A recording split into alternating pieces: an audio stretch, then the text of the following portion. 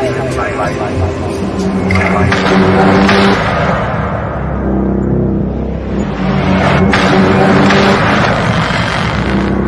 Journey of Light Consciousness Social Media.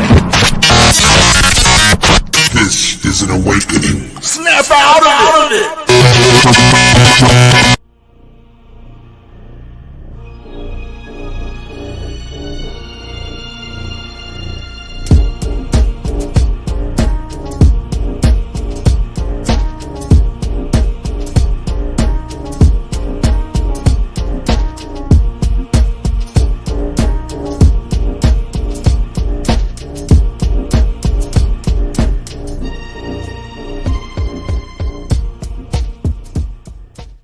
The Light Dome.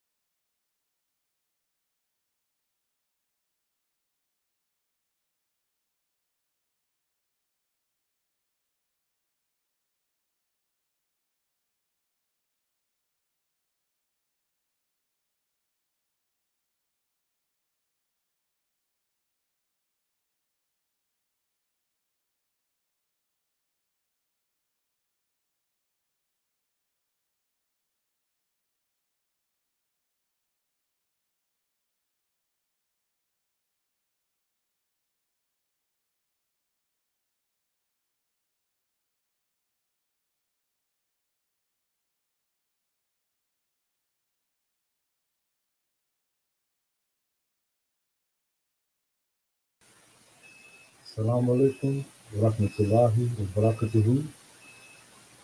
Shalom. Hotep. Peace and blessings be with you, wherever you are. This is your brother Abdul Wadud, aka Questioning, coming at you live once again, Soul Journey of Life, Conscious Social Media.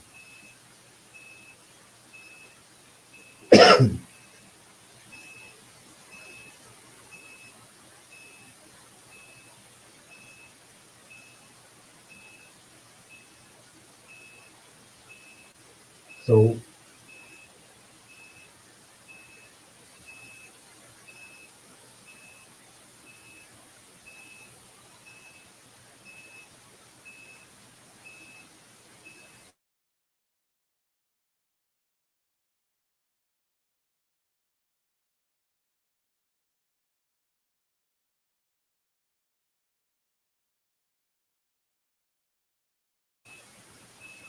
yes indeed, brothers and sisters, today has been a landmark day of many things that we have accomplished in our lifetime, excuse me, in continuation of what came before us from our ancestors. This in the form of brothers and sisters from all across the world and within the motherland, rising up to one occasion, one cause. This is a righteous cause. And how can you know? Where there is love, peace, and unity at its core, your cause is definitely a righteous cause. The opponents depend heavily on imitation tactics, deception, and the spread of confusion. Such is the way of a righteous cause, and such is the way of the opponents of such a cause. May the wisdom and protection and peace of the Most High and the prayers of our ancestors Guide us, and may we walk boldly into the future with heads held high and hearts afire with the passion of justice and freedom.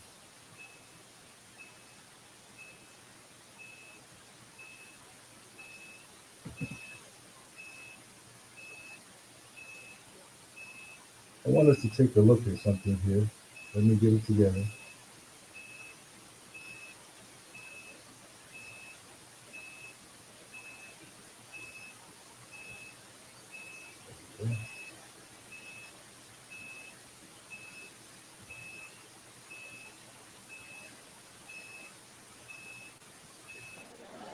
Of the heads of state of S, hello. It is a great pleasure and an honor to meet here today. A blessed date, a memorable date, July 6, 2024, here in Niamey. Before anything else, let us give thanks to God who made this day possible. We thank Him for everything He has done for us up to today, and everything He will do for the people of AES. Allow me also to pay tribute to the Nigerian people. These people who have suffered so much since the advent of the CNSP and who continue to stand tall. Thank you to the Nigerians who gave us a warm welcome yesterday when we set foot on our homeland here. You are more than friends, you are more than neighbors. You are our brothers, you are our sisters, because brotherhood goes beyond friendship or neighborhood. We have the same blood running through our veins. In our veins flows the blood of those valiant warriors who fought and preserved these lands that we call Mali, Burkina, and Niger. In our veins flows the blood of those valiant warriors who helped the entire world rid itself of Nazism and many other scourges. In our veins, the blood of those valiant warriors who were deported from Africa to Europe, America, Asia, or I don't know where else, and who contributed to building these states during slavery. In our veins, for the blood of dignified men, robust men, men beginnings. And for that, let us be proud and be thanked for being nationals of the ASA. Africa, this continent that has suffered so much and continues to suffer because of the imperialists. These imperialists have only one cliché in mind. Africa is the empire of slaves. That's how they see Africa. To them, Africans belong to them. Our lands belong to them. Our subsoils belong to them. They have never been able to change their mindset until today. Deplorable, but how do they proceed? Unfortunately, it has been since the 1960s when these sham independences were given to Africa. They have merely placed local lackeys at the head, according to them, of their sub-prefecture to be able to continue supplying them.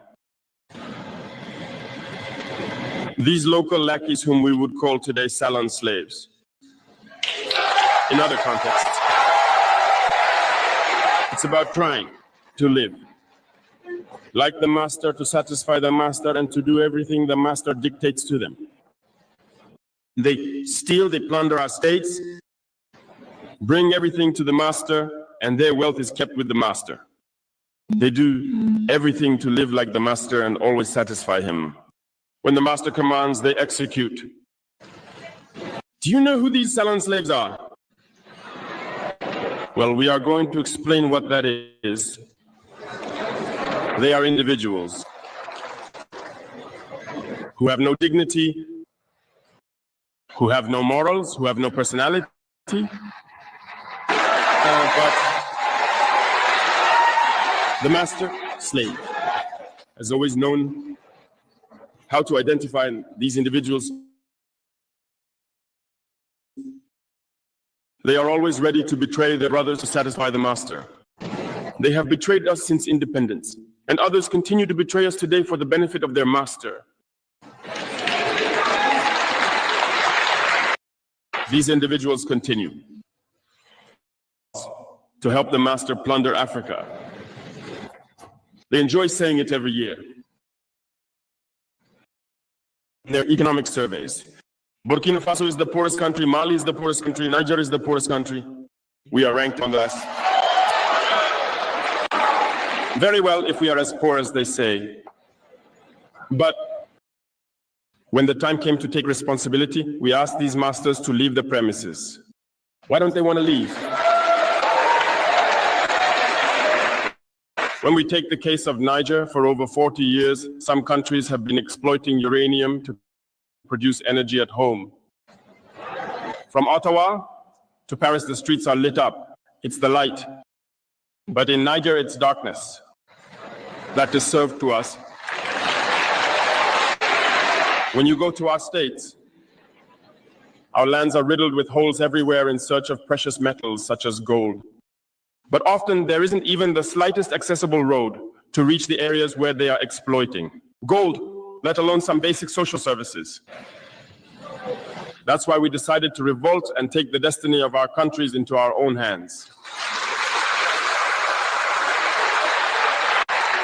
There are many other examples. But when we decided this way, we were approached by certain armchair slaves to convey the message of their master to us, because they had created this kind of polymer chain that rises to the head of our states to serve them. And we came to break the chain, and it's invisible for them. So they approached us and asked us to fall in line, to be part of the elite who must lead Africa because they have an elite trained and shaped, who must follow, who are embedded in that chain. We refused to fall in line with them. And from then on, hostilities began. They misled into our areas. Several mercenaries, trainers, agents descended into the Sahel hoping to carry out attacks. Barbaric, cowardly, against our populations, hoping to incite them to revolt. In addition to these attacks on the ground, the communication attacks, manipulation, disinformation are deeply rooted in their souls. But the people of the Sahel have understood, and never again will they be manipulated. They know where they come from, they know what they are doing, and they know where they're going.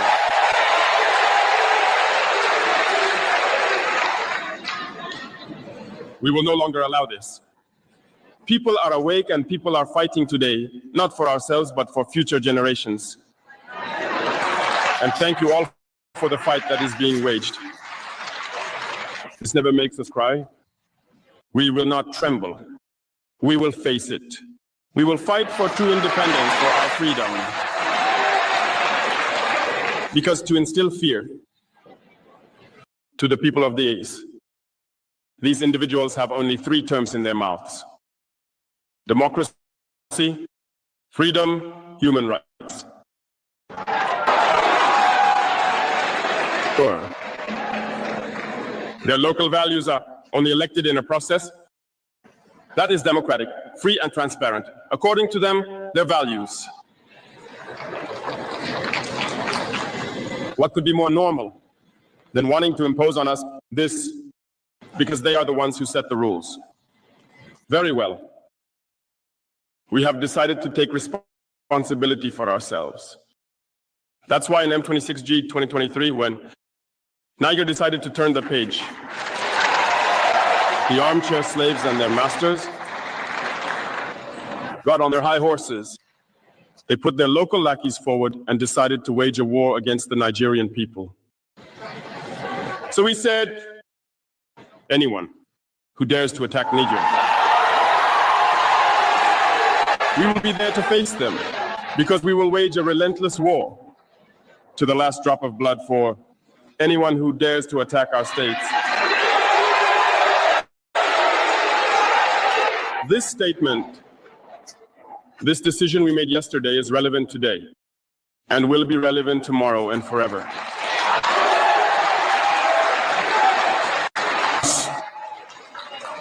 The AES was born on September 16th, 2023, within a mutual defense architecture, but we deemed it necessary to extend and expand the AES architecture. What brings us together today should allow us to venture into other areas in addition to defense, notably finance and economy, infrastructure, health, education, in short, and so on. I therefore wish that this moment be for us a story that we will write for the ACE, but especially for Africa and for the entire world. May God enlighten each and every one of us. May God inspire us in these tasks entrusted to us. And above all, that when we carry out all our work, we keep in mind one thing, the supreme interest of our populations. On this note, we pray once again, good Lord, that He accompanies us all in our various tasks, that He protects our fighters, who, thanks to them, allow us to sit here and discuss the future of our states. So thank you once again, people of Niger. Be united. And in solidarity, people of the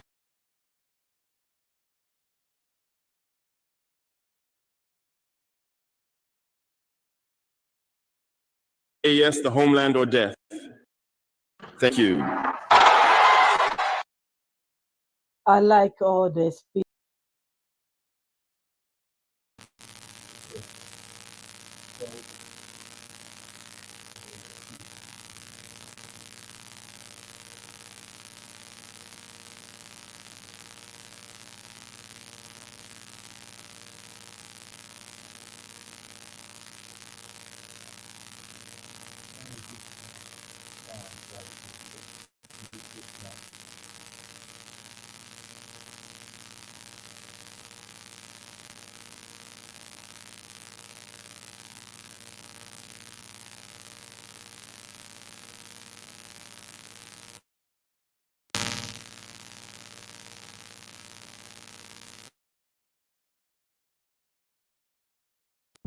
Testing 1, 2. All right, that sounds a little bit better.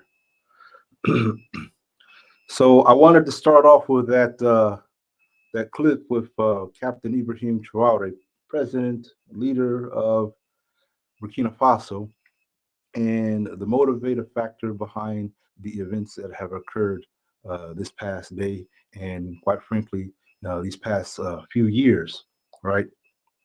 Because I wanted that to be think of that as the banner upon which all of this is growing.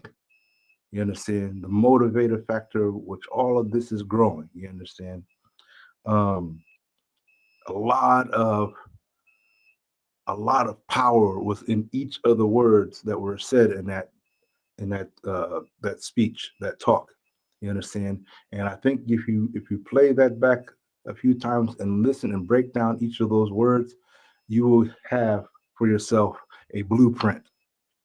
Because in those words is some living evidence of the kind of person that Ibrahim Traore is. Because it takes a person that not only has courage, but also has knowledge. You understand what they are capable of what kind of resources they have at their disposal. It builds in you confidence. You know, for example, let's take you to the basketball court, right? If you know you've got basketball skills, and you will be confident when it comes to someone calling you out on the court, because you know what you can do. You know what your skills are. The same with when it comes to gripping the mic as a hip hop artist. You know what your skills are. So when someone calls you out, let's say battle rap or just to showcase what you got, you know that you're coming, with no doubt about what you're capable of. You know what your skills are. You know what your powers are. You know what to do. You know how to get the job done. So what I'm saying here is when we listen to the words that he was saying, there was a lot of bold words.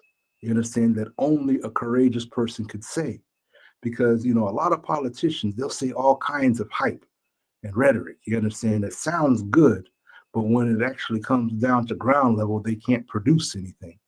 So if we've been paying attention through these past years, we've been observing a man walking the walk and talking the talk.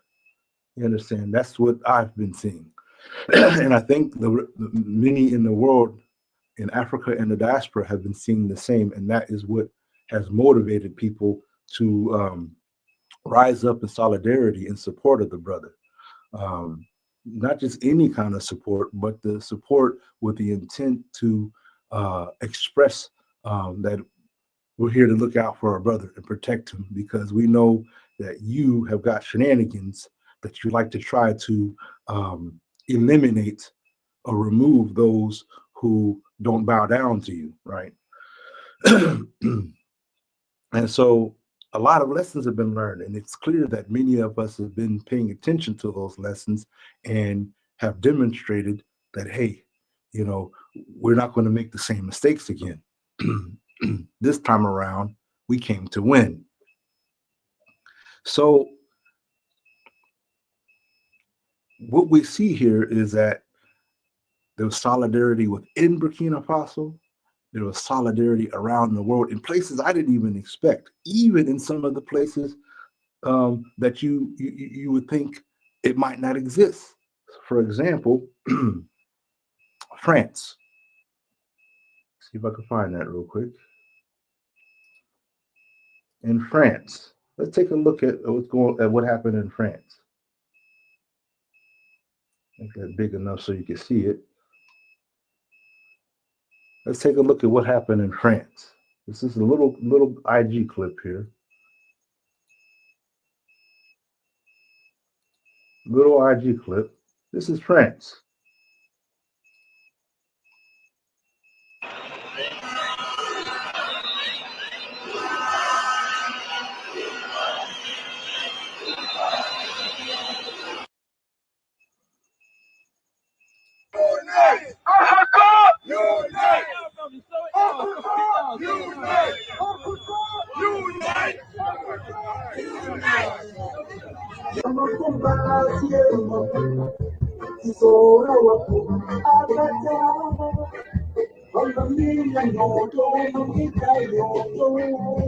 So all across the world,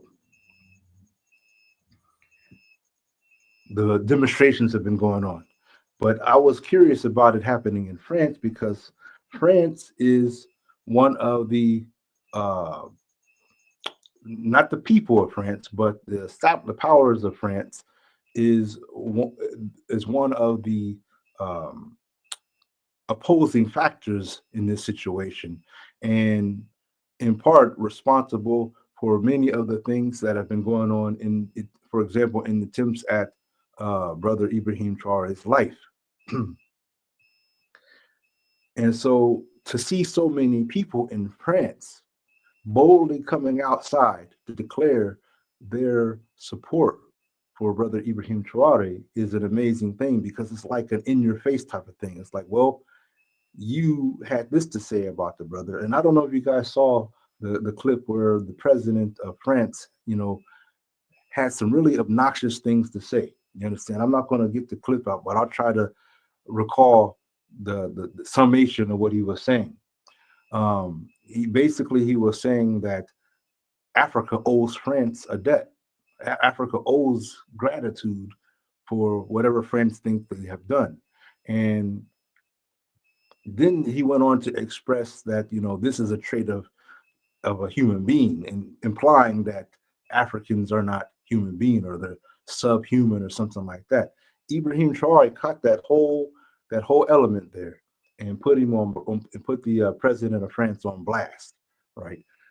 Chopped him down and ended up saying that, if anything, you should be praying to us. You should be, grateful for, for us, because if it had not been for the people of Africa, there'd be no France. You understand? Had it not been what it has been, there would be no France to this day. So that's the government of France. That's the establishment.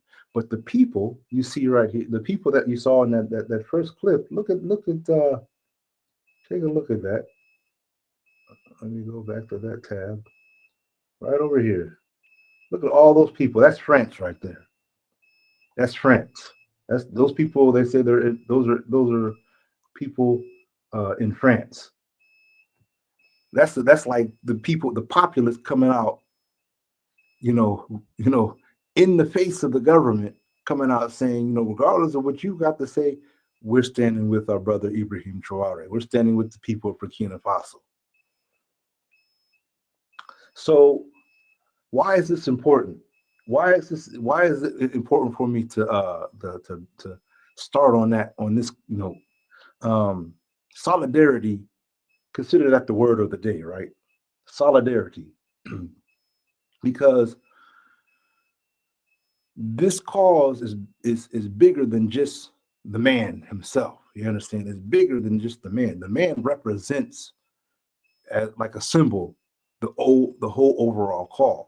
And in addition to the cause being represented that way, also considered like a door of time being opened up. You understand? A door which we do not want to see closed ever again, allowing us to restore, return, resurrect.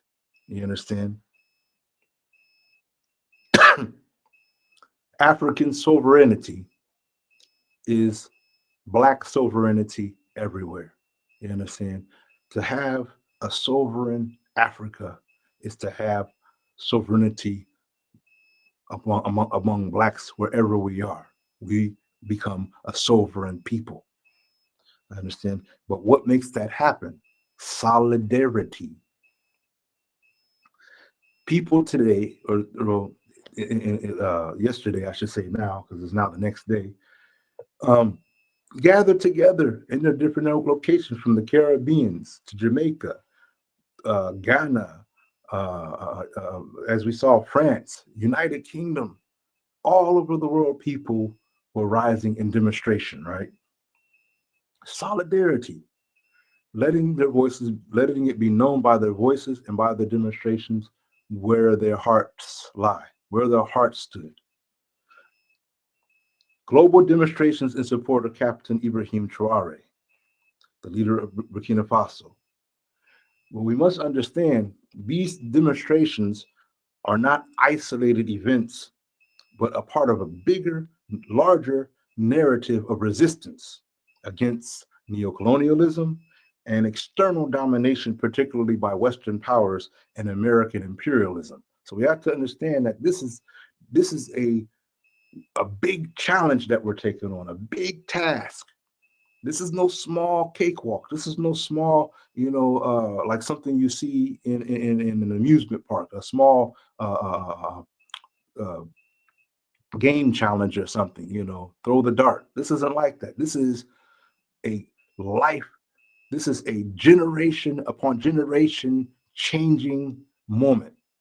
You understand? Where our descendants have the possibility of benefiting off of the actions and the choices that we make today, and the determination that we make today. See, if we remember that old saying, God helps those who help themselves, that's the key part, is us helping ourselves. And what qualifies us helping ourselves is sincerity, you understand, in that endeavor of helping ourselves. There has to be embedded in that a key ingredient of sincerity. In other words, we got to be keeping it real about this. Even if you're about it, you're about it. If you're not, step aside. And I'm gonna show you another quote, because one thing about Brother Ibrahim that I've been noticing is he's got the words for you. He's got some words for you. He's got some words for you. He's got some words for you. You understand what I'm saying? We are not in a democracy. We are in a revolution. And this made me think so hard that I had to change the title for tonight's presentation. I had it as something else, but I was like, no, this is the title of tonight's presentation right here. We're not in a democracy. We're in a revolution. Even if you're in the West or if you're in America, understand that when have we experienced democracy? Tell me that. When have we experienced any sentiment of democracy? We've experienced tyrannical capitalism, usury, being pressed to the bottom, and definitely systemic racism. Just to name a few of the poisons and ills that have been endured by the African and diaspora across the world. So one thing that can be said is that, you know, the greatest champion of the so-called champion of democracy has been the worst to implement it. Out of all, I mean, it's like it can't get no more hypocritical than that. To champion a cause, to champion a concept, and be the worst at its implementation. So Ibrahim Traore said, we're not in a democracy. We're in a revolution. And you notice that much of the media, much of the mainstream media, they didn't want to show any of this. I didn't see any mainstream media showing that France mass in support of Ibrahim Traore. I didn't see main media doing that. CNN or somebody, ABC. If they did, you know, okay. But I didn't see it. Now, trust me, I've been looking. I've been searching.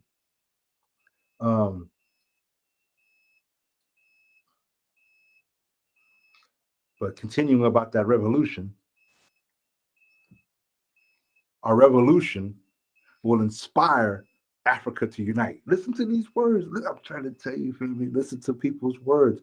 People of confidence can speak words because they see something that others may not be able to see.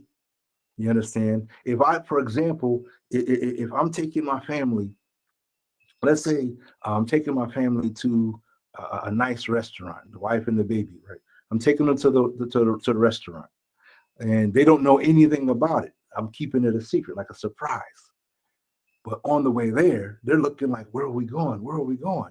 But I'm confident. I'm driving with confidence. I'm the only one that's not sweating or worried about anything. I'm driving with confidence. I'm going, and because why am I confident? Because I know what the end game is. I know where this path leads. You understand? I know where we're going. So when someone talks, you know, and you've seen them back up their talk with action, that's a man or a woman that should be reckoned with. That's someone you should be, you know, mindful about, because they mean what they say. They mean what they say. Our revolution will inspire Africa to unite. And understand, when you say Africa, that's Africa in those in the continent itself, and those are the diaspora, the children that have spread across the globe. You understand? Our revolution will, not could, not maybe, our revolution will inspire Africa to unite. Now, if he's blowing smoke, then you would be able to see the evidence of that. But all I'm saying is look at what's been going, look at each stage of development since the first time you ever heard of Captain Ibrahim Traore. And I don't know many of you heard of him, but some of us, it was, you know, a couple of years ago or so, right? And since then, all I've seen is consistency, you understand? And not only the character, but in getting the job done.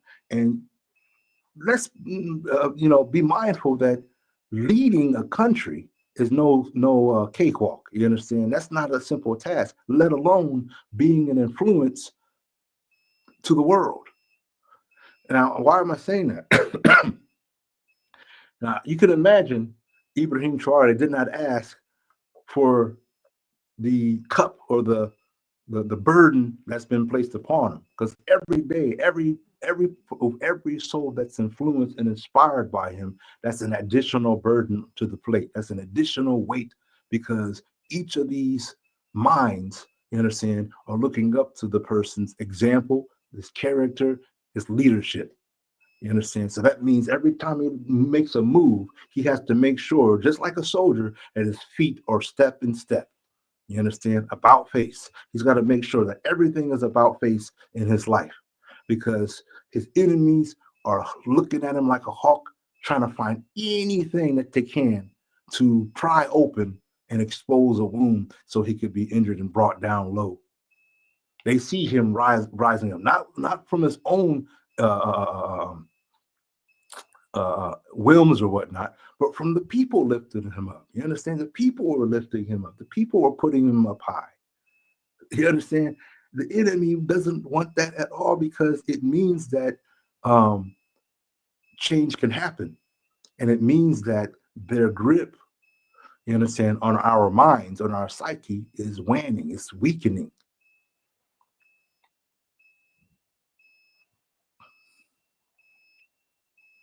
So I want to express some things.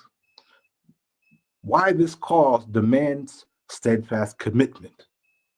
Number one, long-term vision.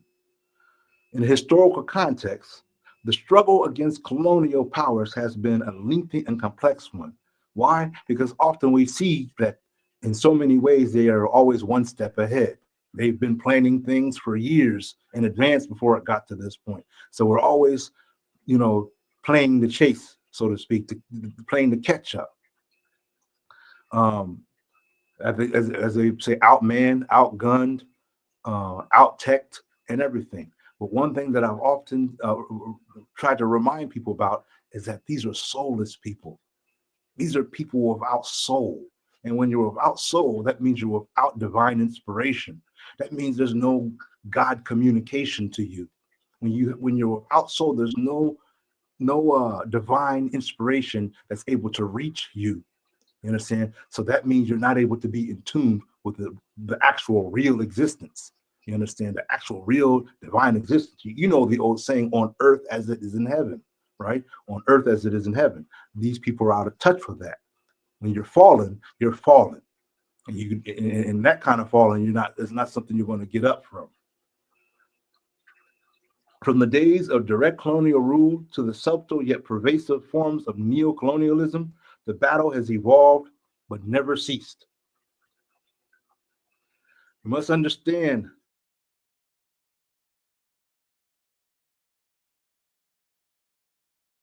this is not a one-day situation where you see the demonstrations, everybody goes home, and then return to business as usual. No, revolution doesn't work that way. Revolution doesn't work that way. Our fight is a continuation of the long-standing resistance by our forebears. Those who came before us were fighting this fight. Those who were forced across the Atlantic were fighting this fight. Those who rebelled in the Americas were fighting this fight. To this day, you understand? Some of them have been renamed thugs and gangsters. You understand? If you understand, what became of some groups of the Black Panthers and how the Black Panthers were established initially, then you'll know what I'm talking about. So this isn't a new fight. This isn't a fight that just started like at this time. This has been going on. And what you can say is that one, like the brother Ibrahim Traore, is the child result of this. The child, the birth of a child, you understand, resulting from this. You could say he's the child of revolution, the son of revolution.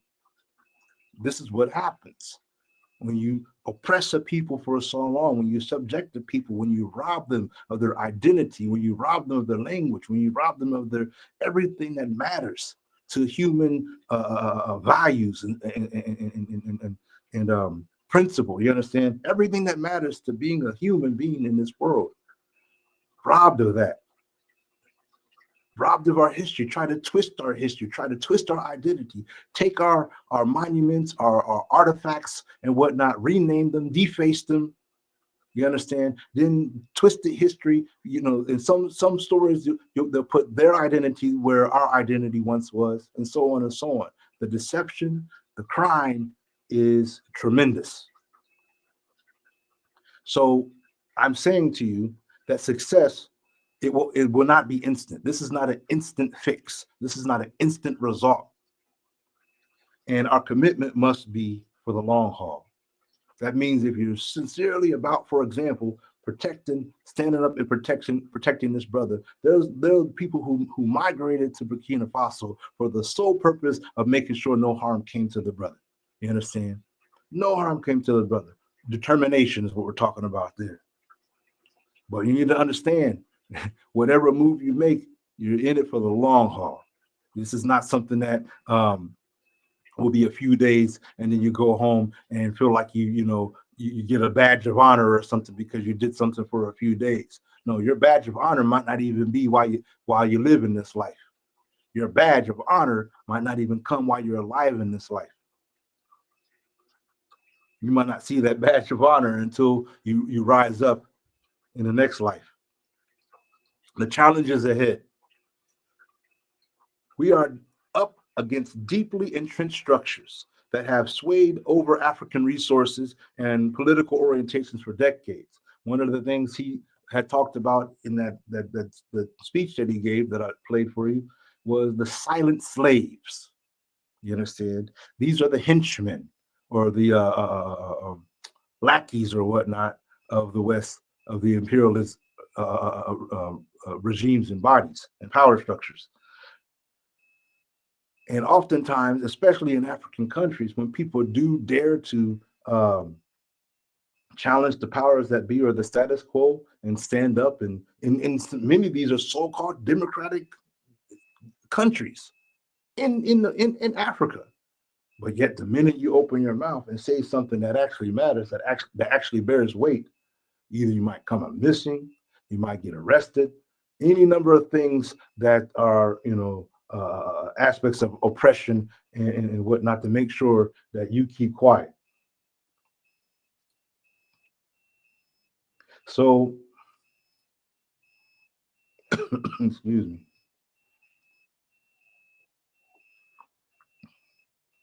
So we need to understand just how intricate the challenge that's upon us really is. This is not fiction. This is not a cartoon. This is not a Disney cartoon or something like this. Is your life. You understand? So once you've decided to put yourself into the mix, you understand, then you should make it a point to think there's no turning back. Because at that point, if you were to turn back, then understand that it was a coward that turned back.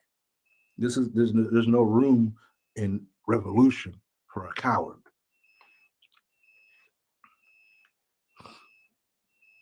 These powers, the powers that we speak of, have sophisticated networks in economics.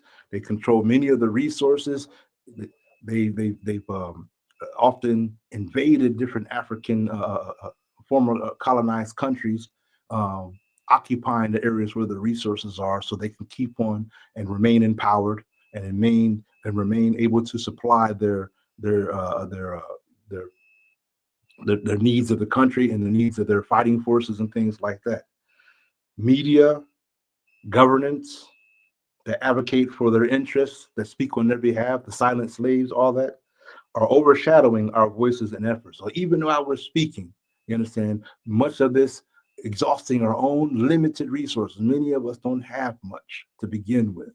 Burkina Faso, you understand, is literally picking itself up, you understand, restoring itself, noticing that, hey, I'm standing on the motherland, and the motherland has provided for me something. But they made me feel like I didn't have anything because we were subjected to their, corrupt authority. But once that corrupt authority has been removed and dismantled, now you look at the ground, you look around you and see what you really have. Then you start to heal, you start to restore. That's That's what happens when a country starts to restore a sense of self-determination, liberation. So we would be combating media, like even this media platform right here is controlled by the powers that be. You understand? This isn't our own infrastructure. This is an infrastructure managed or maintained by many amongst these elites of the powers that be. So even this, we're limited when it comes to how we can present, how we can communicate our concerns and the things that are important to us, how we can defeat misinformation campaigns, how we can defeat, deception and twists of history of our story.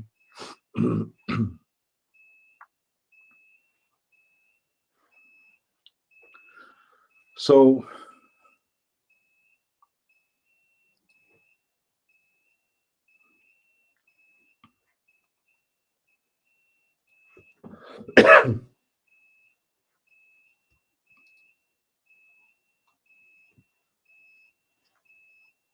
let's see here.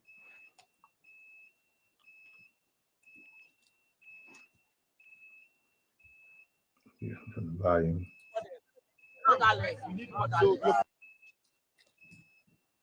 Hope you guys can hear that.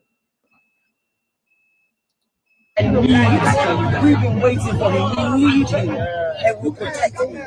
So how far will you go if maybe somebody wants to, We'll go to Burkina Faso and join the army. We'll go and sleep at the roundabout like the people protecting. We'll go and stand outside his palace and fight for him. We're ready. Traore, please, we're ready to come to send for us. We're ready to come. So I showed that because, as you can see, the sister right there that was talking is fully motivated, full of passion for the cause. But the thing we want to make sure that we qualify is that we have the ability to accept instruction. When it comes to being unified, that means there's someone that's going to be telling you what to do, telling you what part to play. You understand? Many of us have gotten to this point where we're so individualistic and we're so built up with our own truths from our own life experiences and whatnot, that the idea of coming together and humbling yourself, bringing yourself low so that way you can be on even planes with someone else, and that there might be someone over you who has to tell you the next move to make. Are you ready for that? Is she ready for that? Are you ready? You said you want to join the ranks. You want to join the ranks, but are you ready for what that entails? In order for any kind of unity to be successful on any level, there has to be this sense of, falling into your place, you understand, and accepting, authority, and at the same time, accepting responsibility over those who you have authority over. In unity, in efforts of unity, we have to strengthen our communication, our means of our networks, who we know, how we can reach the ones we know that we need to communicate with, being able to communicate with the right people who are important in the parts that we have to play. You understand? Many people are experiencing this, endeavoring this for the first time, waking up for the first time after sleeping for a long time. Some people, this is a mere entertainment. It's something, it's exciting. It's, making your blood rise a bit, you understand? And, it makes them almost as if they're making light of it. But this isn't something you can make light of. This is real time, and your life, is at stake. You understand? Your life is at stake. Your family's life is at stake. So anytime you take on a task of this magnitude, understand that even your enemy is taking it seriously. Even your enemy, the minute your enemy recognizes you as being amongst his opponents, It's not going to be a laughing matter. The enemy will take it seriously. You might still think like, oh, I was just kidding. I just was, I thought it was a peaceful protest where all we were doing was just, chanting and shouting.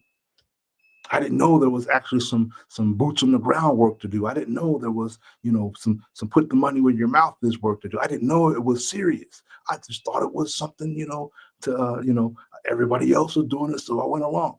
No, this is serious. Your life is always this is history in your story. This is your story, our story, history in the making. In our time, not somebody else's time, but in our time, we're seeing it happen. Revolution.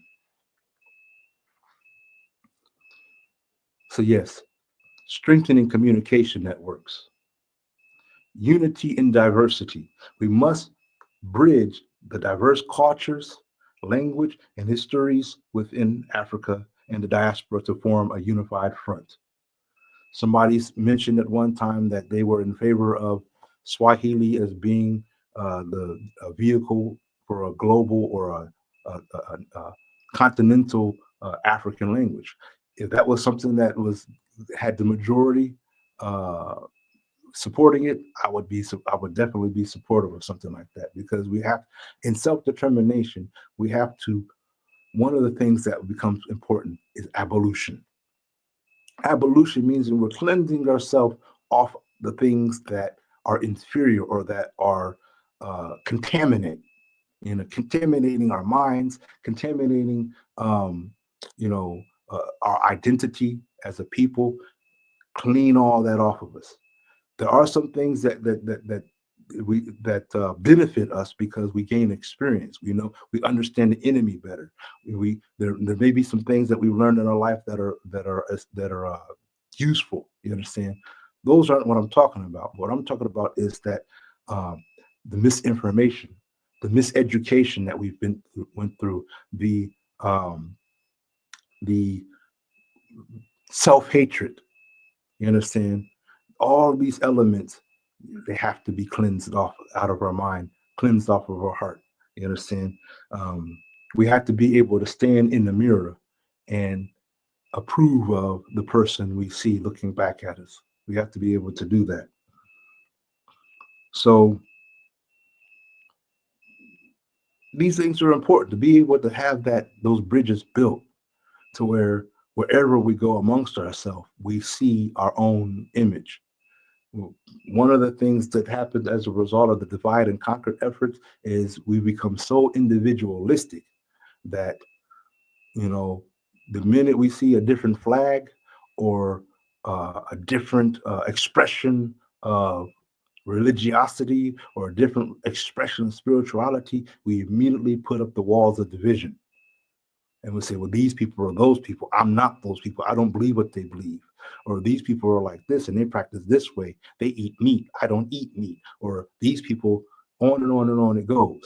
And we will find every excuse to hold on to being divided, just as the colonial masters so designed and so desired. And all we do is fit the script for them to be able to come again, just like they did amongst our ancestors, with boats having different flags, tricking us, playing us against each other again, based upon the areas in which we are divided. You understand? Can you imagine them going to support one group of people because they have this certain religious perspective and pretending like they're their allies, while at the same time supporting the enemy? You understand? The other side of the division, so that we end up against each other all over again, which means we have to challenge our ego. We have to challenge our ego to be able to succeed in this effort. Unity in diversity. Where are we in harmony? Where are we in agreement? Where are we one with? If you pay attention, already just on the most basic level, people are one with knowing that this brother is upon a cause that represents each one of us across the world, in Africa and the diaspora. And so this is an opportunity that we can't let fly away. And so people have rose up in demonstration. But the question of the day will be, How ready are you for what you've walked out your house to do? When you left your house to go participate in this demonstration, how prepared are you for what that means next? We need to increase our role in technology. We need to become more adept in. I'm not just talking about the use of it individually. Like I said, this is an individual conversation. It's a collective conversation as well, to where we can use and be familiarize ourselves across the board, and have an appreciation for the developments that come from us. You know, for example, the brother in Zimbabwe who is said to have invented a self-powering automobile. That reminds me, doesn't Burkina Faso have a new auto factory as well? Imagine the collaboration that could happen out of something like that between that brother and the people of the car factory in Burkina Faso. So leveraging technology to create robust communication channels is crucial. Social media, we have to control and manage and maintain our own social media circles and keep out the things that have nothing to do with it, the things that will bring about poison and division. Social media, digital forums, and collaborative platforms can enhance coordination and dismantle dissemination of our cause. Educational exchanges. Promoting educational and cultural exchanges within African countries and the diaspora will foster a better understanding and strengthening of our collective resolve.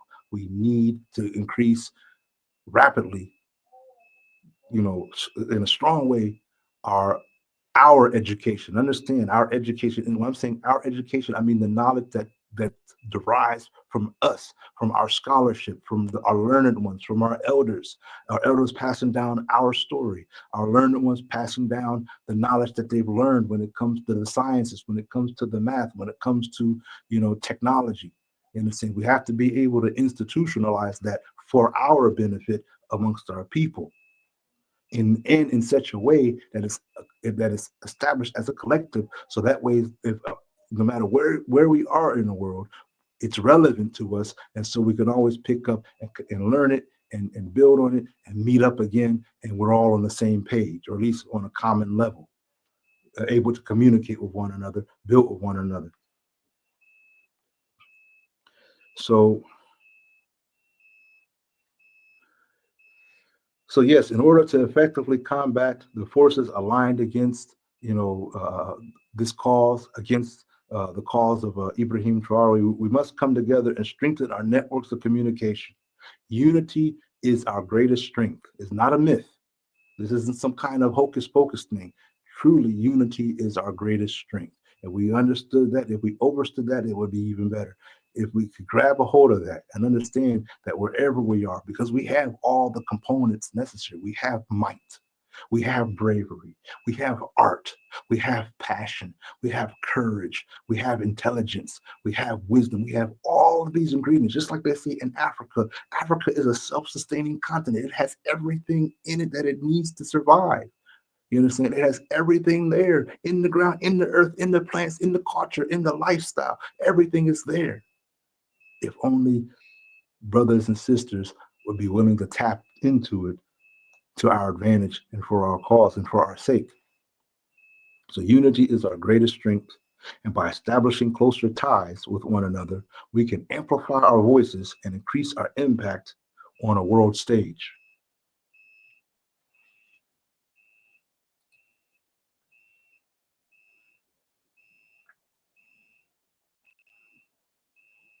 Yes.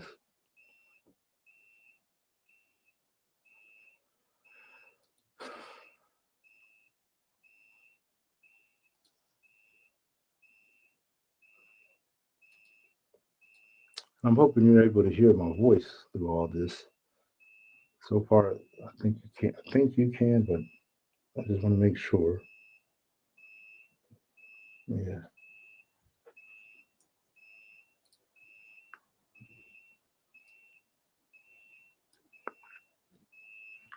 Yeah, that's a beautiful thing to be able to see the young and the old all together, understanding that they're there for a common cause. We need to overcome any and all psychological barriers that prevent us from coming together as we should, that prevent us from being able to have the necessary confidence needed to achieve success. Rejecting inferiority complexes. Many of us suffer from this massively. Decades of subjugation and narratives portraying Africa as dependent, having ingrained a sense of inferiority. We must actively work to dismantle these notions within our communities. You understand? We've been taught to see ourselves as low. We've been taught to see ourselves as slaves, and see ourselves as less than, subhuman. You understand? To see the enemy as divine, as God. We've been taught to see the enemy as God. We've been taught to worship the enemy, worship his ways, worship his mind, worship his opinion. So much so that anything he speaks, we take it as factual. We take it as absolute truth. These things we have to dismantle them. We have to dismantle this way of thinking. We have to restore it by replacing it, just like they did in Burkina Faso and Mali. They changed the name of the street in Senegal. They changed the name of the streets from the colonial names to names of heroes and names of things of that nature. This affects the mind. When a young man looks up and sees the name of the street and asks, Baba, who is this? Who is this? Who's Thomas Sankara? Oh, my son, Thomas Sankara was a great hero, and on from there, right? It makes a difference.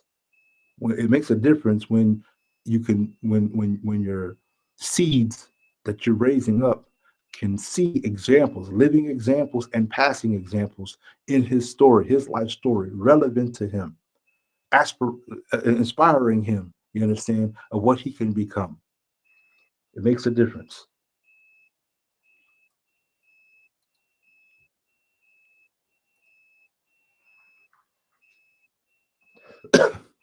Yes. See, that's the thing about the devilry in this, especially when it comes to these psychological barriers, is they've turned the truth upside down, or so it seems. They've veiled the truth to make it look like that all the things that once identified you and me, that once identified us as a people, that we once knew and were well aware of, we now see all of these things in them. That's the deception. You understand? We believe all of these things qualify the enemy. And so when you think that the enemy is divine, when you think the enemy is God in flesh, you become afraid. What can you do? What do we do? How do we survive? Who can stand up against this mighty God that's upon us? If we do this, if we do that, they will surely destroy us. Fear tactics, you understand? This is why, if you look back in the previous lives, I mentioned some things about the going ons in the Vatican. This is why all those things why I'm talking about those things, because they're all interconnected, especially when they're coming through the vehicle. You understand, being driven by our enemies. When they're coming through the same vehicle, I've got to analyze this, because a body doesn't just have an arm. A body doesn't just have a leg. You understand? A body consists of a head, arm, leg, arm, head, mouth, eyes, ears. And so all of these factors, when they're coming from the same body of people, the same power structure, you have to understand that one part is just one aspect of the same body. You understand? It's still doing the same bidding for the same body, still just an expression. You got the military side, the muscles, you got the so-called religious side, you got the political side, you got the financial side. It's still the same body. So the hype, I'm just going to say it like this, the hype around the Vatican, it's not fooling me too much. You understand? I would not be surprised if one in my likeness became the next pope. I wouldn't be surprised in the least way, but I would also not be amused by it. Trick no good. You understand? Just like I was not too amused by that same likeness being the one and only president of that likeness in the United States. I'm like, okay, I see what you did there. So we have to overcome these psychological barriers, cultivating pride and confidence, re-educating ourselves about the rich history and contributions of African civilization to the world is crucial. Shout out to Anthony Browder, shout out to Runoko Rashid, shout out to Ivan Ben Sirtima, shout out to the brother that King's Monologue. You understand? These brothers, I've been seeing them adamantly defending, certain aspects of African history, the monuments, the architecture of certain structures and whatnot, defending the authenticity of their origin, of the likenesses that portrayed our ancestors and so on. Making sure you know that without a doubt, these were in fact your ancestors. These were in fact Black people. You understand? These were in fact Africans. These were in fact, you understand, on and on and on, showing you without any doubts that we've always been here and that what you see of the ancient world, you understand, came from our hands, you understand, came from our intellect, came from the wisdom that was bestowed upon us, you understand, from the Most High. So yeah, knowing our past successes provides confidence in our potential. When you realize how many great things came through us, when you remember that, you understand, it makes all the difference regarding the kind of confidence, because you've done it, we've done it before. What's holding us back from doing it again? We've done these great, mighty things before.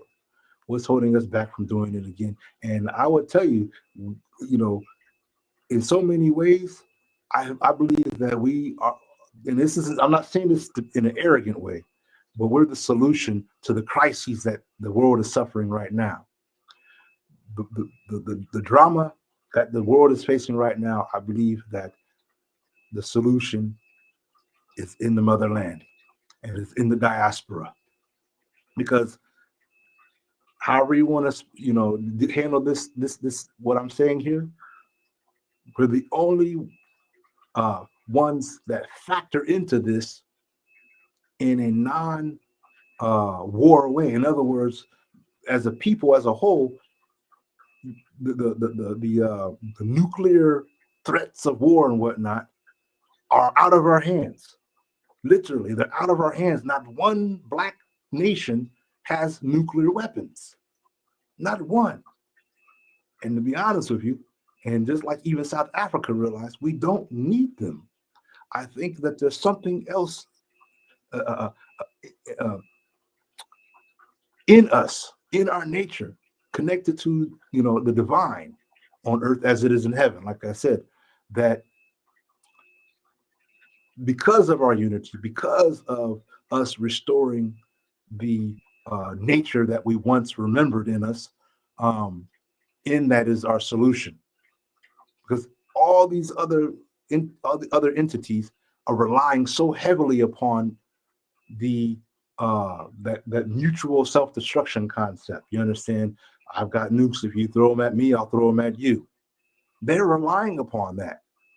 You understand? Here we are marching to Burkina Faso to demonstrate, and marching and demonstrating wherever you are with not a single weapon in our hand, but letting the truth resonate through our very presence. And the whole world is a witness to it. The whole world is a witness to this. Not a single shot fired. Not a single shot fired. Understand that. That means something special, something divine. So sometimes I think what happens, because when we're amongst the devilry for so long, we start to become deaf to the divine voice of God. We start to become deaf. so that we don't hear it anymore. We're not inspired. We're not intuiting anymore. Because that's the nature of our enemy. Our enemy can't intuit. Our enemy can't be divinely inspired because they're soulless beings. They're soulless. Check it out. All you have to do is do your research. I'll just say it like this: if you just need a little bit of evidence, when the Most High created man, not mankind, when the Most High created man, he breathed of himself, breath, himself, breath, self, breath. He breathed of himself into man, and man became a living being. You understand? It didn't say this about the Neanderthal. It didn't say this about a bear. It didn't say this about a chimpanzee. It didn't say this about a whale or a shark. It said this about man. Man, he breathed of himself into man, and man became a living being. So only man possesses the essential, the essence of the Most High. Only man. You understand? Only man. So remember that, because this enemy doesn't have that critical ingredient. And that's why I think we can bank on the quote, God helps those who helps themselves. Listen to that. Self, breath. God helps those who help them. It's a true statement. It's not some kind of make-believe word. It's a true statement if we understand what we what we really mean by saying God. See, that's another problem that we've become victim to when it comes to this the psychological barriers. Is what do we mean by saying God? What do we mean? So we definitely have to break these barriers. Visualizing success. We have to project success before us. We must envision what a free and self-determined Africa looks like. Know what it looks like. What does this look like? What does it mean? Because that's our target. Ignore the enemy in that aspect. Let the enemy waddle in their tears of pain because they see we're starting to wake up and there's nothing they could do about it. You can't bomb that away. There's nothing because we're all over the world. We're all over the world, and everybody's witnessing this. We're witnessing this. We're rejuvenated by this, inspired by this, motivated by this, determined by this. So all the enemy is doing is revealing their true hand. You understand? And all that is the signs of the times. Positive imagery and success stories should be at the forefront of our discussions on these media platforms, talking to each other, lifting each other up, you understand, rather than bashing each other down, lifting each other up, qualifying each other, authenticating each other, honoring and respecting each other. Equally important is the need to rid ourselves of any lingering feelings of inferiority, self-hatred, and doubts about our ability to succeed. Know that we will succeed. Like the man said, we will. You understand? He said, we will inspire Africa. Isn't that what he said? Isn't that what he said? Our revolution will inspire Africa to unite. Not maybe, not could be, not should be. Will. Will means this is what's going to happen. Our revolution will inspire Africa to unite. You can only say that when you're one of confidence. We must shed these shackles of oppression and stand tall in our identity and heritage. We must believe in our worth and potential, for only then can we truly overcome the obstacles in our path.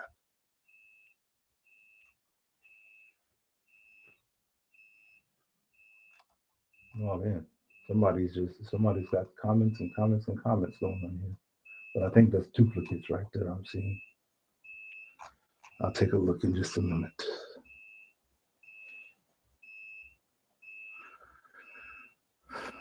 But if that, I don't know, it seems like they're spamming that though. We don't need this to be spamming. So I'll just do that for now because we don't need a bunch of spam going on. Good words, but they were spamming it. Yes. So all this is to say, all this is necessary, that all that I've said thus far is necessary to get to the point of saying that we need to have a sense of urgency. You understand? We need to have a sense of urgency, meaning this is our time right now, not some other time, not waiting for someone to float out the sky. None of that. This is our time now to do what we must do. We cannot let this flee. We cannot lose this opportunity. We cannot let it out of our grasp. It's here now. We see it. We recognize it. We recognize the pieces on the board. It's our time to make the appropriate moves now, necessary for self-determination, necessary for liberation. Historic moment. We are in a unique moment in history. The global demonstrations in support of Captain Traore are not just about Burkina Faso, but about challenging a global order that has long undermined our autonomy. They've made it a point, as long as I've known, and for the last 400 years, to keep us subjected, to keep us low, to keep us beneath the surface. You understand? Every time we've tried to step up, every time we've tried to become what it is that we are naturally, divinely, it is them who have unalived us, who have incarcerated us, who have bottled us in, who have smeared us, who have defamed us and shamed us and blamed us. It is them who have done this.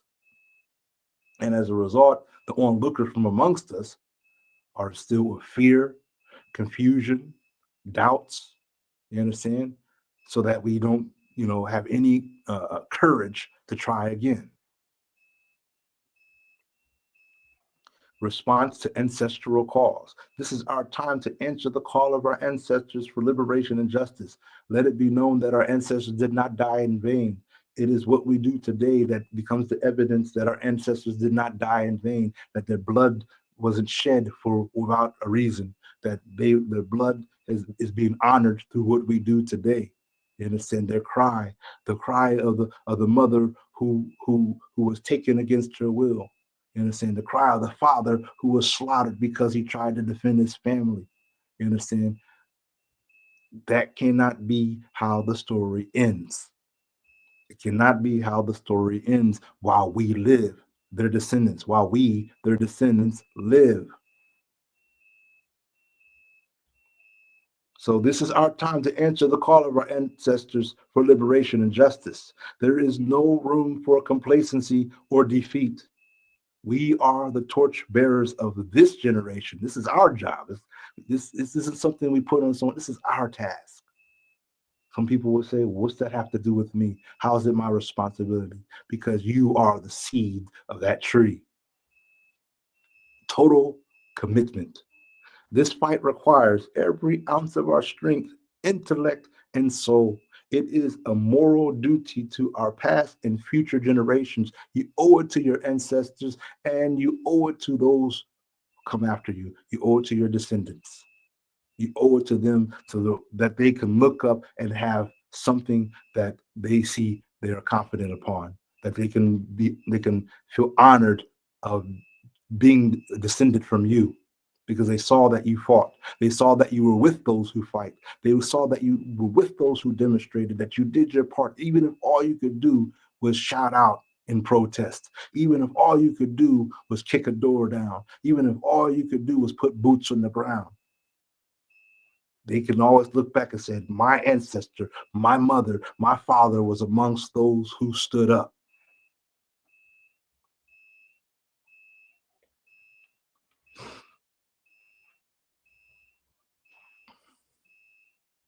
So let us mobilize, educate, and inspire every man, woman, and child within our global community. Participate in demonstrations, engage in community discussions, support African businesses, and share the narratives of our struggles and triumphs. Every action counts in our journey towards true sovereignty and self-determination. Brothers and sisters, we saw many standing. many determined, many full of courage. Some may not even have known full why, but they knew in their hearts that what they were doing was about the right thing. They knew in their hearts that this was a cause they could not miss. Let us be reminded that the path of liberation is fraught with hurdles, but united, we are truly unstoppable. Let us continue marching. Let us continue demonstrating. Let us continue striving. Let us continue standing up in protection of those who stand up for us. With unwavering resolve and solidarity and spirit, the spirit of our ancestors guiding us every step of the way, this is our time, and we must seize it with all of our might. I'm going to put a link into the chat. And with that, you could bring your comments and questions. Excuse me, your comments and questions. But just be mindful of what you say, because as I would say, speak what you would approve of your children listening to, of words. Be mindful, be on topic, be on point, and let us break bread.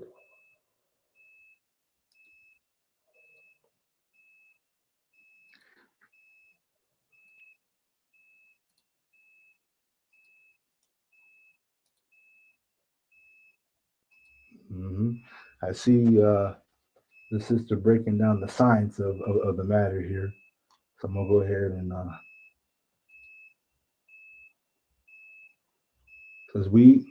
says yes, when we are really gods and goddesses, and this makes me think of that passage in the Bible. It's in Psalms, I believe, where it says, "Verily, you are gods, children of the Most High." I think if that's properly understood, we will see something very great regarding our connection with existence on earth as it is in heaven. I love saying that, on earth as we are on earth as it is in heaven. Understand that. Remember, man, meaning humanity, original humanity, not humankind, not mankind, but man, humanity, housing the divine breath, manifesting on earth as it is in heaven.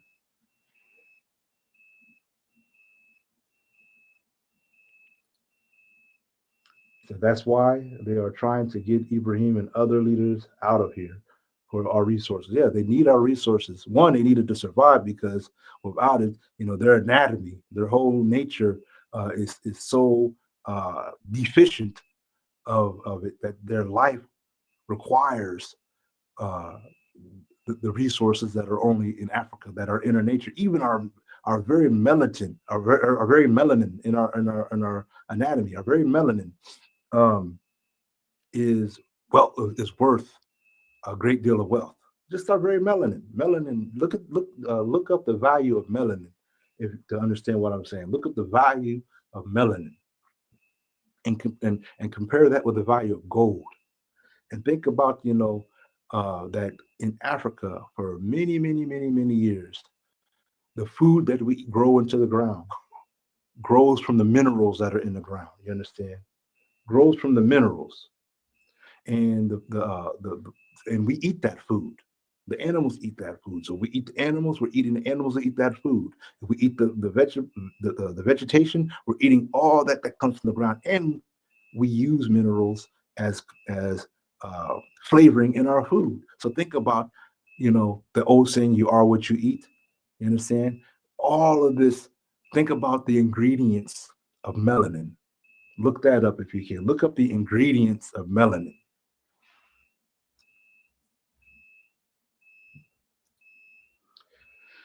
So they don't have empathy because their pineal glands are not nourished by melanin. Yes, like us. Like I said, we need to understand just how unique we are on the face of this earth. We're not nobodies here. We're actually manifesting someone. And I'm saying that, to really use these words with care. Sometimes when we use this English language, it can be very twisty, but try to take on the words that we're limited to using.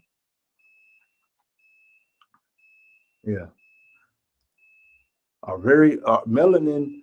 You know, some people think that this is just skin deep because they'll say stuff like, "We're only doing this because of people who have the same skin color or something." They'll say something like that.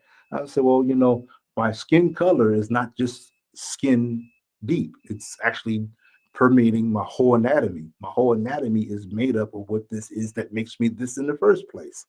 What makes me melanated is not just on the surface of my skin; it's all through my anatomy, through the marrow of my bones. Literally, I am, you know, permeated of melanin. You understand? And that it couldn't be any other way. And it's like I want to use a comic book example. If you ever heard of the comic character known as Wolverine, one of the features of Wolverine, he's a Marvel character that has these retractable claws. But one of the notable features is his bones are made of adamantium, which is in the comic world is a very strong metal. And essentially, that's his whole anatomy is adamantium. So you can't cut him, you can't chop him or anything like that. And there was only like one moment in his life where a person who had the ability to remove metallic parts from the body was able to do that, and that's how he was able to be injured and his arm chopped off. There's my nerding out for the day, right? But my point is melanin is our entire makeup of what we are. You understand? That's why, you know, you will even explore if you do the research that the ancestry of the European is not, I'll repeat, the ancestry of the European is not the same ancestry as African. Some people like to try to say, well, we all come from Africa. That is not true. It's not true. If you do the research, you find out that the Neanderthal, the closest the Neanderthal has ever been to Africa is the northern parts of Africa, just the very top part. And that was during the Ice Age when they were able to travel that far. But they couldn't travel any further than that because then they would be fried under the sun of the Sahara. Anyway, my point is that there is a difference in origin stories. Here it's not all the same. It's not all the same when it comes to this part. And they would the scientist that studies human nature can easily tell you that nobody in Africa, talk about the children of Africa, do not have Neanderthal genetics. So I'm just saying, you do the math, you do the calculation. If one group of people have Neanderthal ancestry, that right there verifies what I'm saying. This group of people has Neanderthal ancestry. These people do not. These people do not have ancestral parents that were Neanderthals.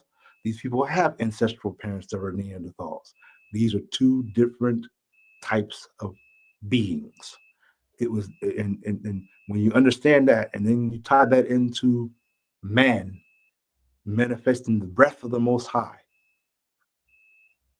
I'm just saying the math starts mathing. That's all I'm telling you. The math starts mathing.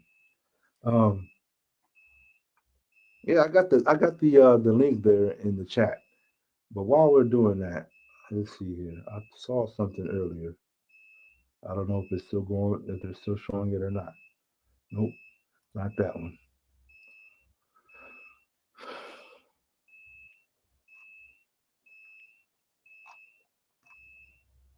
Yeah, this is a this is the kind of battle. The challenge that we're facing is a conflict that is literally a 360-degree challenge, because we have the enemy of your own self. That means you got to challenge your own life, because since you don't know everything, that means there's always going to be something you're ignorant of, right? There's going to be something that you're ignorant of. And, you know, when you go about your life and your day-to-day activities, that ignorance compose a threat, compose a danger to your well-being. When you don't know that that's poisonous and you touch it anyway, your ignorance was your folly, not the poison. You touched it. You could have not touched it. You could have gained knowledge about it before you touched it, or you could have just left it alone if you were in doubt. But because you touched it, your ignorance became your folly. So our first enemy, before any enemy that we ever encounter in our life, our first enemy is going to be our own self. Our first challenger at bat is going to be our own self. Lacking knowledge. Our own self, 90% of our problems, I could guarantee you, occur in our lives because of the lack of knowledge. If we knew better, we would have at least the potential to do better each time. But many of us are not trying to endeavor that path of truly seeking and thereafter benefiting from knowledge. Then the enemies that we have next, we haven't even left the house yet, right? So now you've left the bedroom because that's where you're in. You've left you. Then your next enemy is still not the enemy across the street. Your next enemy is your own people. You will find the enemy right there. Your own brother hindering you. You're trying to climb up. He wants to pull you down. And you explain to him why. He says, no, well, I want that. Even though he's not willing to learn and take the process of getting it the same way you learned how to get it. He would rather hinder you, believing in his mind that if he hinders you, he will get the reward that you were trying to get in the first place. So you end up having an enemy out of your own family. Your own family, believing that, oh man, why don't we just side with the enemy? The enemy will give me all kinds of riches and rewards, and I'll be fine. You'll be the one struggling and hurt and unalived and everything, but I'll be fine because the enemy will pay me off. This is the sick mentality that we find amongst our own ranks. The brother had 20 attempts at his life, and several of them attempts was by those within rank. By those within rank, not across the Mediterranean Sea way back in France, but by his own rank. He's got to look twice now at his own rank to make sure everybody is clean. So that's two enemies. The enemy of the self and then the enemy within your own family. How do you deal with him? It can be done, you understand, where you don't tarnish or you don't destroy the whole family structure and family values. It can be done, but it's a challenge, because the thing about a family enemy is that they will continue to be brotherly or sisterly, and you'll be thinking, hey, the same hug and the same daps we gave today is the same daps we'll be given tomorrow. This is my brother, my homeboy. We came from the same nest. You understand? We came from the same womb. But it don't be it to be. So then finally, wait a minute, hold on. We still haven't got to the big enemy yet. So the enemy of the self, the enemy within your own circle, your own family.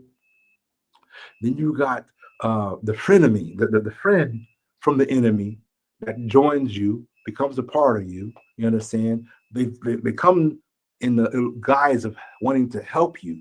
I'm just here to help. We're on your side. Black power. You understand? I've got many of black friends. And they'll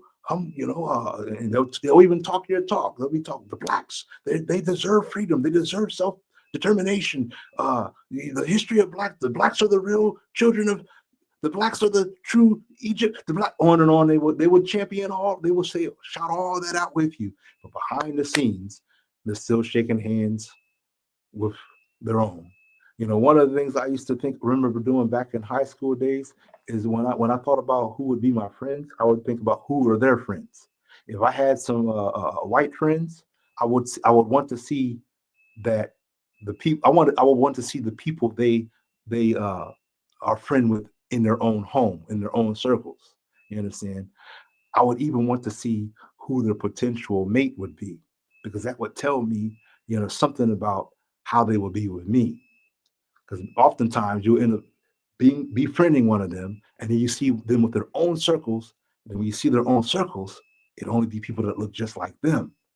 But yet you're supposed to be their friend. So why? How come I'm the only one that looks like me? That's your friend, but all of the other friends that you have with you, even before I met you, are all looking like you. So then you have that's the third enemy you can get. Then you have, I think by that time, if I remember correctly, you have oh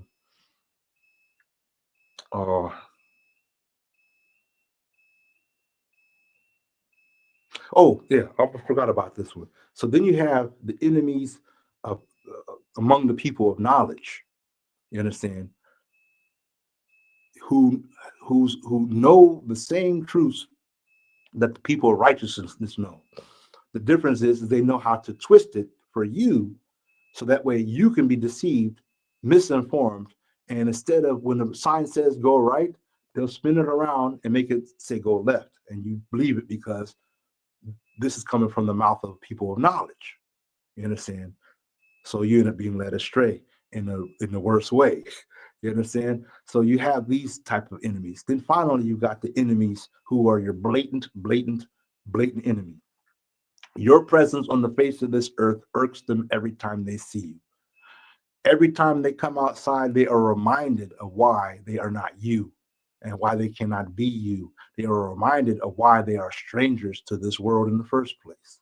Every time they step outside on a bright, sunshiny day,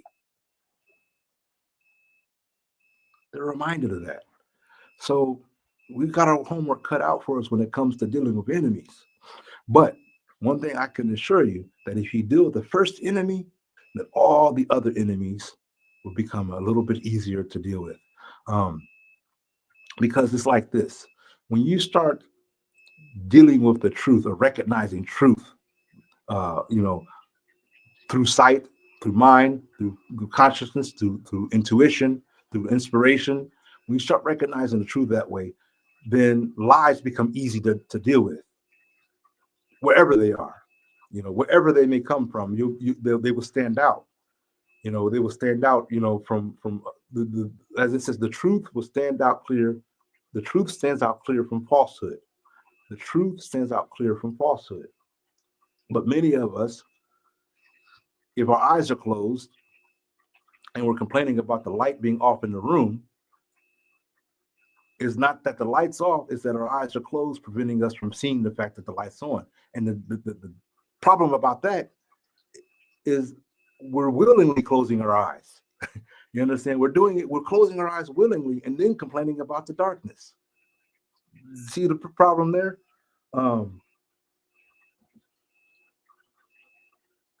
Yes, indeed. This voice of unity, this voice of uprising for self-determination and liberation needs to not only continue stronger each day, but it needs to what I want to say, it needs to spread like wildfire. You understand? It needs to continue stronger each day, because you don't want your efforts to be in vain. You don't want to just be shouting it for no reason. If you're a Bible reader, the people were shouting around the walls of Jericho for a reason, because they knew that at some point, or they were inspired to know that at some point, the shout would break down the walls of Jericho. Now, take that story how you will, but my point is that our shouts alone will not solve our situation. We've got to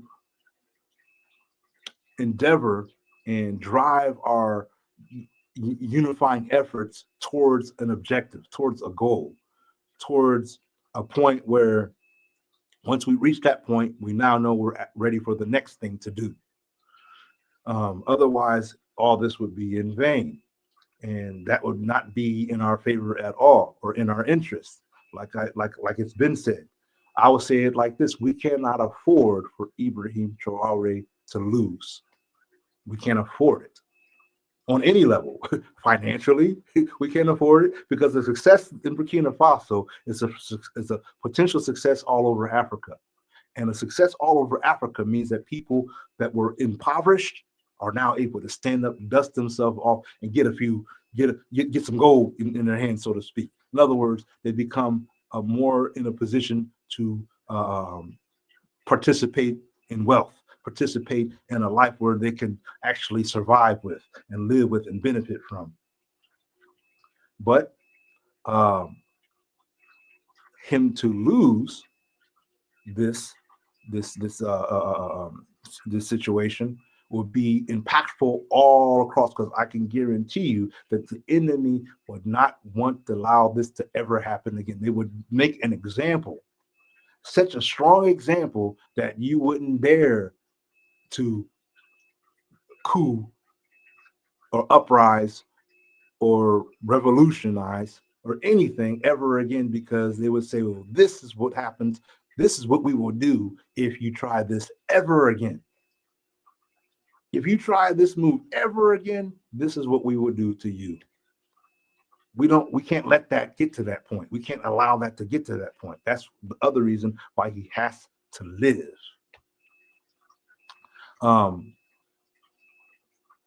There is a narration that I'm thinking of that I was taught in my deen about one of the signs of the last days. It talks about witnesses, some witnesses that would be able to recognize the Antichrist or recognize the Ad-Dajjal for what he is, right? And he will call him out, and in such a way that would enrage the Antichrist, where the Antichrist would try hard to kill this witness. He would do everything in his power to kill this witness. And because of that particular stage in which that witness is at, and the quality of protection that surrounds the witness, he would not be able to kill him. He won't be able to take his life. As hard, as mighty as this beast or this Antichrist would be, he would not be able to take the life of this witness. So I'm gonna put that there. By the way, the link is still in the chat. Also, while we're doing that, I want to invite any would-be viewer to present a question, right? To present a question, and I want to inquire or put or pass that question to my website. On my website, there's a part called the Village Circle, and in the Village Circle are 35 or so AI villagers, each with their own programmed personality, right? And the objective would be to present a question and to review the response, to review the answer, right? That's what we want to do.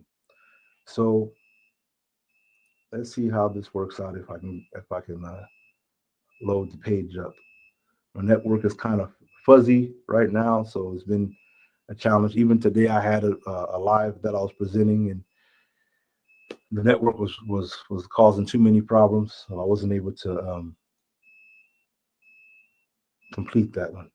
But I just think we're seriously in an all hands on deck type of situation. The thing that would behoove us, I think, is to not see this through the eyes of the enemy, or try to copy the enemy's tactics. You understand? The enemy relies on the tactics that the enemy uses, because it knows that any other tactic it would definitely fail. So it's trying to do everything that it believes will make it achieve its aims, because in the past, those were the things that worked. You understand? When Malcolm X got too strong, too mighty, taking him out of the picture, that in their mind resolved the problem. You understand? Then spreading around him abundance of misinformation so that nobody would understand what he was about in the first place. He's now branded the activist who's pro-violent or whatnot, even though that wasn't the case. He did believe that you have the right to defend yourself. That doesn't make him pro-violent.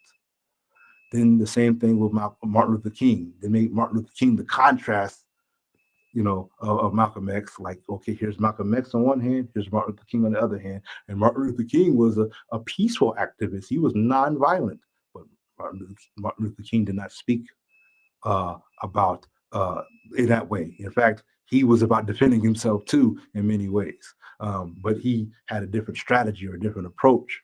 And so they always, in order to drive that in, they always want to use quotes from Martin Luther King that seem passive when presented a certain way, right? They seem passive. So that way they can keep Martin Luther King as a passive activist, even though he wasn't passive. And they can keep Malcolm X as a violent activist, even though he wasn't violent. Think about this. Malcolm X didn't set a single tree on fire. He didn't bust any windows when they demonstrated. Nobody got hurt from his demonstrations on his behalf, at least. You understand? Yet he's branded as a violent activist. This is what they do when they hijack our stores, or when they are able to succeed in their aggression against us and smiting the prophets and leaders and adepts and voices that rise up from amongst our ranks. Let me remind you that to this very day, there is there is a brother behind bars right now for standing out in the streets, encouraging people, brothers and sisters, of the right to bear arms and to defend themselves, to form, to unify in rank and file, to gather together. They called themselves the NFAC, the Not Effing Around Coalition. And this was founded by a brother by the name of Grandmaster Jay, also known as John Fitzgerald Johnson. To this day, he's locked up because they were able to tag him with a bogus charge strong enough to send him away, right? Because by sending him away, they, in their perspective, they snuffed out the energy, the motivation that was coming from him. You understand? A lot of people were becoming inspired and moved by what he was doing. So by getting him out of the picture, that quiet things down a little bit in their way of thinking. And even before they did that, they made sure that their henchmen were on these social media platforms degrading him, falsely accusing him, finding ways to try to shame him and belittle his cause. And who are the faces behind these attacks? Faces that look like you and me, for the most part. For the most part, it was faces that look like you and me that were attacking our own efforts to self-determination and liberation every time. Every time the Judases come from amongst our own ranks.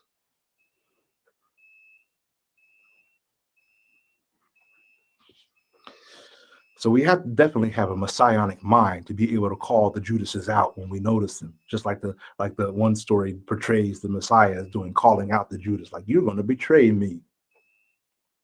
You got to call them out, point them out, expose them, set them aside. Just like this brother did, Ibrahim Traore did. Once they realized who the people were that were trying to unalive him, they brought them to the side, they recognized them, identified them, and now they were able to handle the matter accordingly.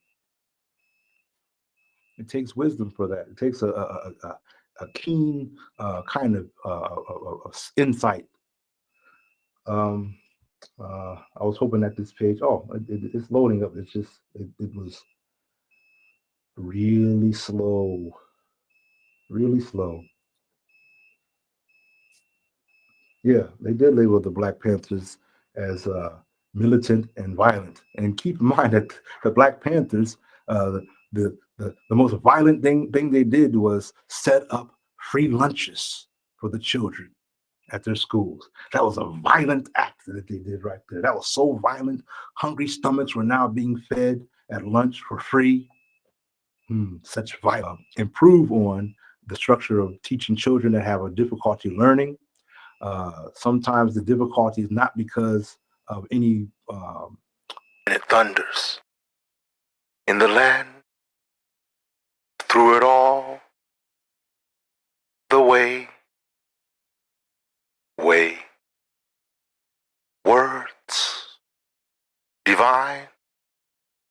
must say,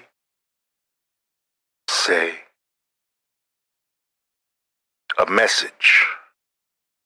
One would do well to listen. Take heed. In the name of Allah, you've been warned. The compassionate, the merciful.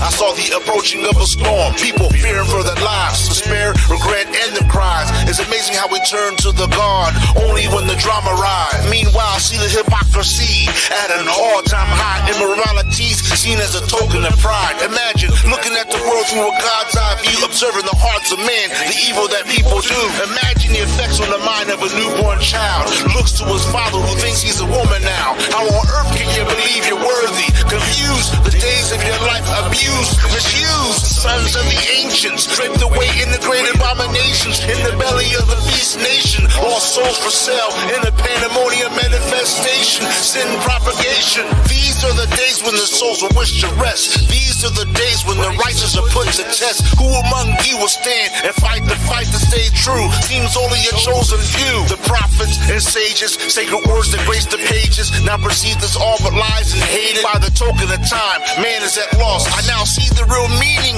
of the blood on the cross. We crucify our own salvation. I sing a song of redemption. Am I my brother's keeper? Reality seen through the eyes of a dreamer. It's a wonder how the heavens aren't yet rent asunder. Forgive me, Lord, I didn't know. Just an amateur. False gods, graven images, all the damages. I remain thirsty for divine mercy. A soul journey in a world of vanity and drapery. I see a light in the addict. Those who've had enough break away from the madness. Notwithstanding all the doom and gloom and sadness, never despair in the end. Blessed be the righteous, keep the light lit. Our victory, focus on the highest. All praises to the greatest, to the wisest. Taught by the pen, the way. Freedom from our crisis, truly divine bliss.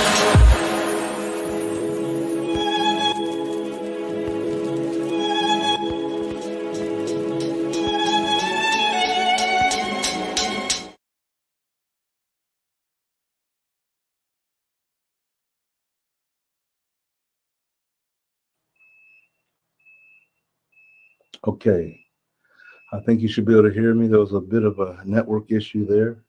I'm not sure if you were able to hear me talk about the Light Dome Academy, but excuse me. But to try to summarize what I was saying there at the bottom there, let me do this. So what I'm encouraging you to do is, one, if you appreciate the presentation that you heard this evening, that you show your support.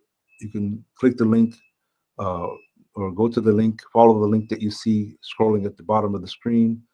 It's also in the description. And show your support there.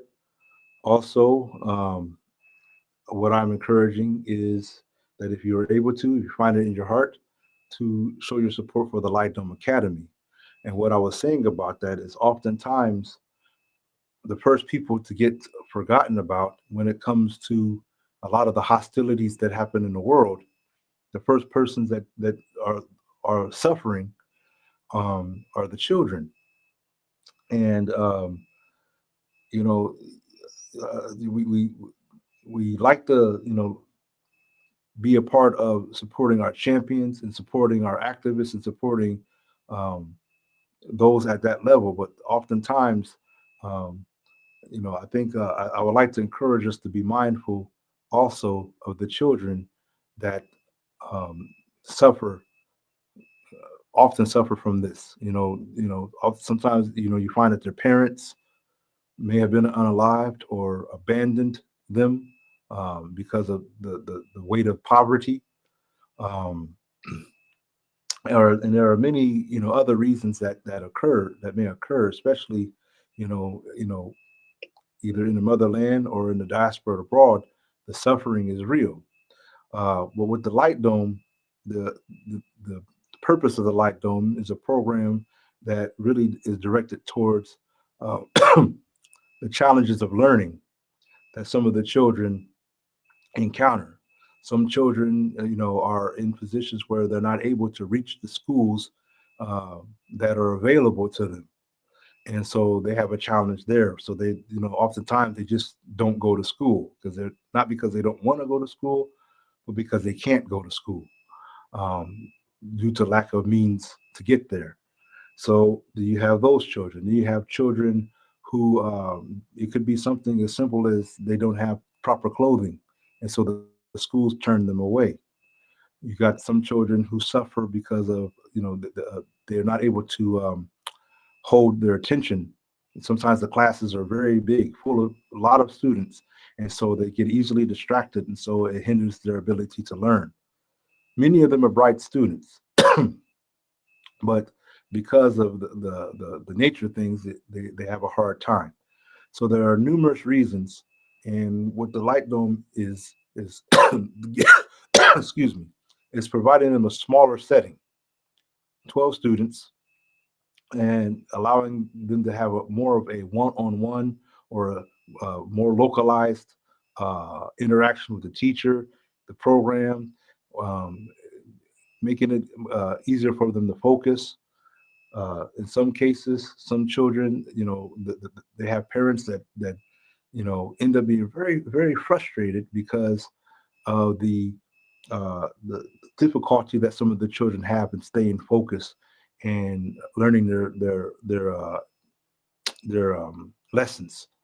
And so sometimes the parents get very frustrated at that, and sometimes it may resort to further disciplining actions coming from the parents, and it just ends up being a very difficult time all around.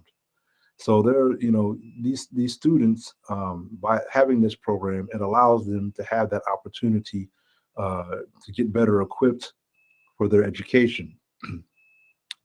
Some students, like I said, suffer for varying reasons. I've encountered where a student, a child, could not even get the proper medical care through after being injured, a simple arm fracture, couldn't get the proper care because of not being able to, have the resources for that. And it's unfortunate because sometimes the children, it'd be just that one little thing that could ruin their entire life. You understand? So I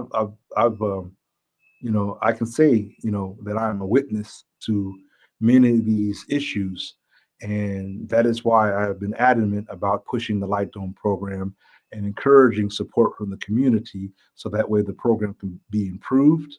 And so that way also the program can have its own established facility rather than, the current circumstances, which often ends up being depending on the availability of a space in a certain area or something like that.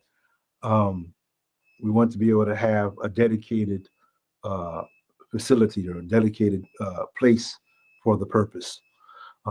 That would also help to encourage the students as well. So all these things that I've mentioned and more, you can find them on the website with a detailed kind of a description of the program. You go to the website, click support the cause. You'll notice there's a drop-down list that says the Light Dome Academy, so you can specifically dedicate your donations to that. You can click, there's a button to the left that'll lead you to a page kind of giving you a breakdown on the purpose for the donations for when it comes to the Light Dome Academy. Also, if you just want to support the platform and you appreciate, how things are going, you can just donate to the cause in general. You just go there, select from the drop-down list what you wish to donate for, and that's what it will be dedicated to. And I will say to you, Asante Sana, which means in Swahili, thank you very much in advance. I know that it takes a lot for us to be charitable these days because many of us are going through challenging times, circumstances in the economy, certain circumstances with certain policies that the governments are making, are really posing a challenge that some of us may not have experienced before. But I will encourage you to find it in your heart to show love to these students, show love to these children, show love to the cause, just as you do, as we are known to do when it comes to standing up for the cause for our people. Let's not sleep on this cause as well. Let's consider the cause of the children, especially when it comes to improving their education, improving their learning ability, the learning capacity and potential, because I believe that if we can become a solution at that level, then the problems that come later might not come at all. You understand? Because in this case, we end up raising and educating our solution for the next generation. So anyway, definitely do what you can to support the Light Dome Academy. Do what you can to support Soul Journey of Life, because all these things help a common cause. With that said, I just wanted to show that screen that you see right there. Our revolution will inspire Africa to unite. I hope that many of us watching have the mind that I have in wanting to see those words come to fruition. Let them not just be words that we see on the screen, but let them be words that inspire us to bring it and make it reality. So I think at this point, that'll be good for us to round off our live for tonight, our live show for tonight, our live event. And with that said, this is your brother, Abdul Wadud, aka Questman. Another live Soul Journey of Life, Conscious Social Media.